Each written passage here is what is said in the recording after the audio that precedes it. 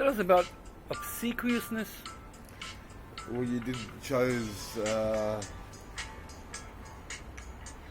one which appears to be somewhat negative. Obsequiousness is, to demonstrate servile behaviour, to be deferential, and to manage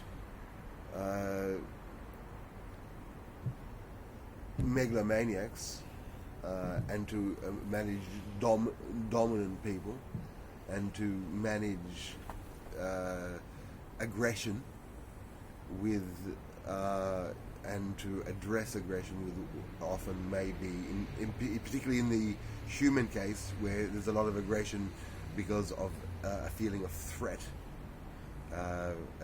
and in the case of humans, a threat to their sense of self and to their ego, and so obsequiousness, to be differential and to pretend to be servile, is a great survival skill.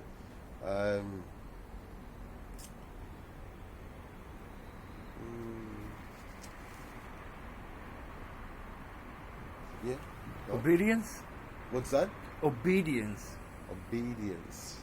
Sure. So the sets of coordinates that if you achieve them, if you're and not only coordinates but subsets of coordinates. So with, as we now know, as we've been talking about, which may actually have infinite different possibilities. So, and I've referred to it before, that the reality seems to be fluid, and it can be created in whichever way we could choose. Now the question is how to choose it. I've said it before, that within small relational groups of people, and their major skills and their resources, and their influences, because they know other instruments or sources, and the orchestration of these skills is the way that we will probably manifest our imagination, as we will have an app and we'll have the people around us, and as we interact, we will probably be able to benefit in some way from the physical meeting between humans.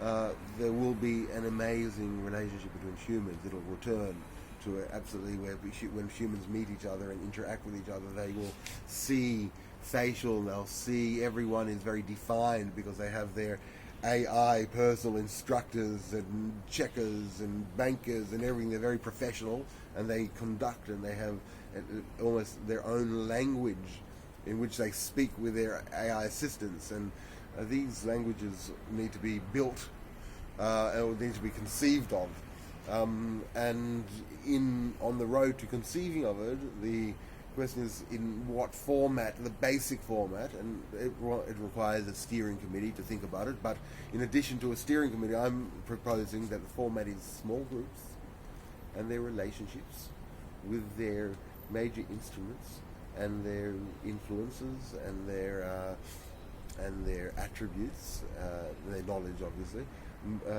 and because that will really create a great flourishing of individual, and you create an alphabet or a structure in which individuals can celebrate their nuance and their difference and their genius and their gifts and their sub-gifts and their micro talents, and so it seems that you are talking about a form of redemption, that the humanity arrives at a new stage. Okay. Well, I suppose that the long short of it is, I suppose, yes. I suppose that, at least for the Jewish religion and the the Christians have another way of saying it, and the Muslims have another. The Jewish religion, also, no one would say so because the reality is always disappointing, and it's always can be better, and there's always going to be the exceptions. But I think that one needs to say that there are remarkable times have come upon us, and now we are really just planning, working out how what are optimizing our best case scenarios.